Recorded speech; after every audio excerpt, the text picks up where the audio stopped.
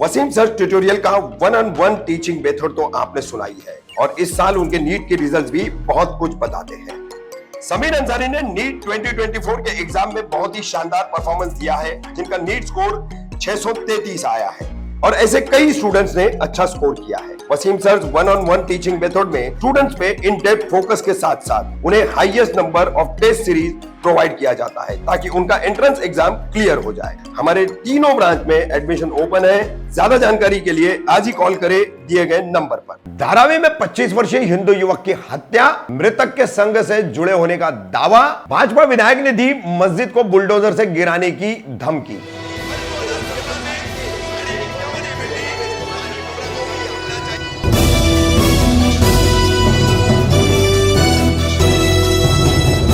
रफीक कामदार Hindustani reporter में आपका स्वागत है। रविवार 28 जुलाई को धारावी के राजेंद्र नगर में एक वारदात घटी है। मोहम्मद आरिफ मोहम्मद असलम शेख उम्र 23 वर्ष, इसका बड़ा भाई नियाज असलम शेख उम्र 24 वर्ष, इन दोनों ने अरविंद वैश्य नामक एक युवक की चाकू घोंपकर हत्या कर दी। पूरा मामला कुछ ऐसा है कि रविवार को अरविंद वैश्य अपने एक दोस्त के साथ वहीं पर चहलकदमी कर रहा था राजेंद्र नगर के रोड परिसर पर।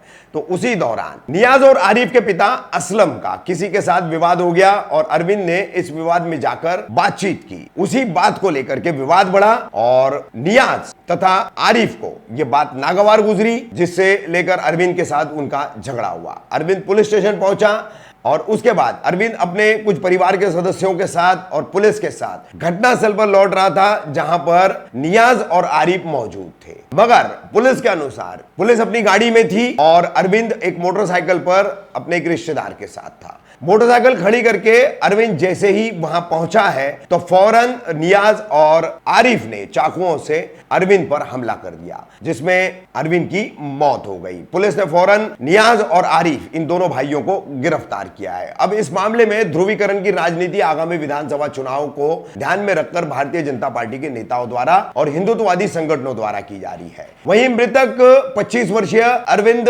वैश्य का राष्ट्रीय स्वयंसेवक संघ से जुड़ा होने की भी बातें की जा रही है। दावा किया जा रहा है उसे संघ का स्वयंसेवक बताया जा रहा है। इस बारे में अभी तक कोई आधिकारिक पुष्टि नहीं हुई है। बहरहाल इस मामले पर हिंदुत्ववादी संगठन के एक पदाधिकारी ने अरविंद वैश्य के घर पहुंच करके धारावी पहुंच करके क्या कहा वो सबसे पहले हम आपको दिखाएंगे और उसके बाद यहां पर पहुंचे भाजपा के विधायक एमएलसी है प्रसाद लाड़, और जो आजकल मराठा आरक्षण पर मनोज जरांगे के खिलाफ काफी कुछ बयानबाजी कर रहे हैं। तो यही प्रसाद लाड़ जो है यहां पहुंचे हैं। पुलिस, पीड़ित, इन सभी से उन्होंने मुलाकातें की है और फिर मराठी और हिंदी में उन्होंने मीडिया बाइट दी है और इस मीडिया बाइट में उन्होंने राजेंद्र नगर की धारावी की किसी मस्जिद का नाम नहीं लिया है, परिसर का नाम नहीं लिया है, लेकिन कहा है कि प्रशासन अगर 3 दिन में इस मस्जिद पर इसके अवैध अतिक्रमण पर कार्रवाई नहीं करेगी तो वो खुद बुलडोजर लेकर आकर इस मस्जिद को गिरा देंगे। इस तरह की खुलेआम उन्होंने धमकी भी दी है। तो विधानसभा चुनाव सर पर है,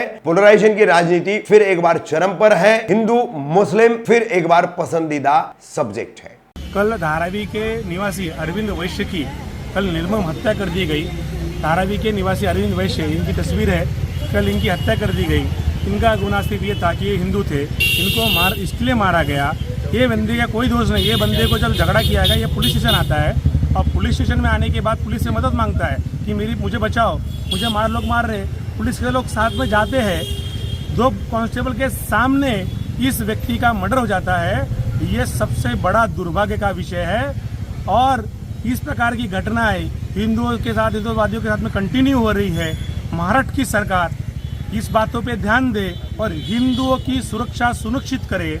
आज हम सारे हिंदू धारावी के मिलकर के महाराष्ट्र सरकार से विनती करते हैं कि मारे गए परिवार के कंपेंसेशन दिया जाए, उसके परिवार को कंपेंसेशन दिया जाए और जिन्होंने मारा है उनको कड़ी से कड़ी सजा दी जाए, उनको सारे लोगों को अरेस्ट किया जाए और जिन लोगों ने इसमें गलती की, जिन अधिकारियों ने, उनके ऊपर कार्रवाई हो।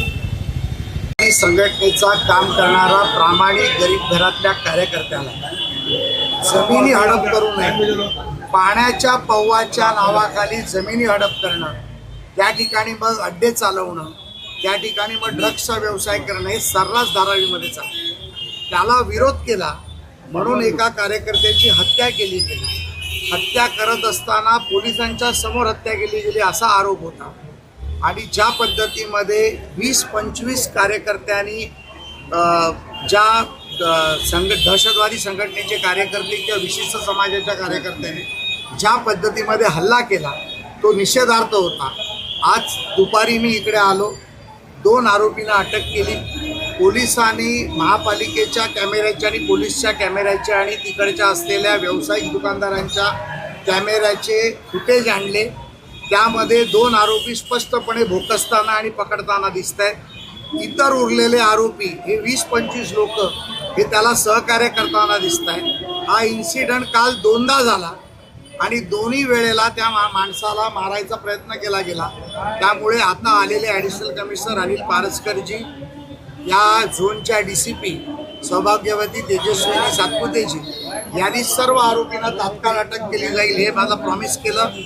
2 ठिकाणची अनधिकृत बांधकामं हिंदुत्ववादी संघटनेने जी सांगितली होती ती, त्यातलं एक बांधकाम आता पाडलं गेलं, दुसरं बांधकाम पाडण्याचं काम चालू आहे. तिसरं बांधकाम आश्चर्यकारकरीत्या आपल्याला सांगताना आश्चर्य वाटेल, ऐकताना लोकांना आश्चर्य वाटेल, पोलीस चौकीमध्ये मदरसा आणि मस्जिद बनवायचं काम केलं गेलं. ज्याला हायकोर्टाने तोडण्याची परवानगी दिली तरी देखील दादागिरी आणि दहशतीच्या नावाखाली लँड जिहादचा जो प्रकार धारावीमध्ये चाललाय त्याचा निषेध करायला मी आधी ते आलो. माननीय उपमुख्यमंत्री देवेंद्रजी फडणवीसांचं आणि DCP आणि ॲडिशनल CPचं स्पेशल CPचं बोलणं झालेलं आहे. तात्काळ कारवाई करायला सांगितली आहे.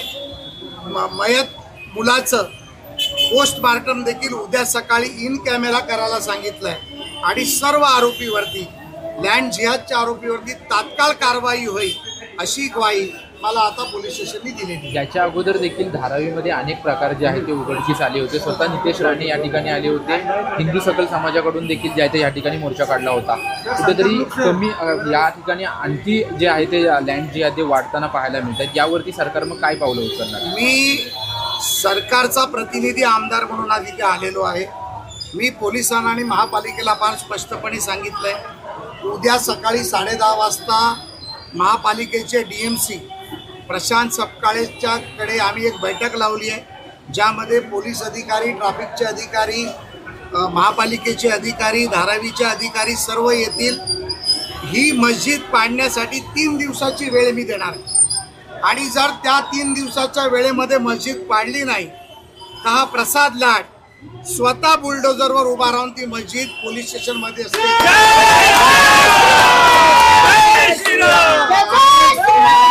धारावी मधले असे अनधिकृत बांधकामं आम्ही शोधून पाडणार, ड्रग्स माफियांचा विनाश करणार आणि जी लोक अशा पद्धतीमध्ये हिंदुत्ववादी लोकांना घाबरवण्याचं काम करतात त्यांचा नायनाट झाल्याशिवाय आता आम्ही गप्प बसणार. स्थानिक आमदारांचा या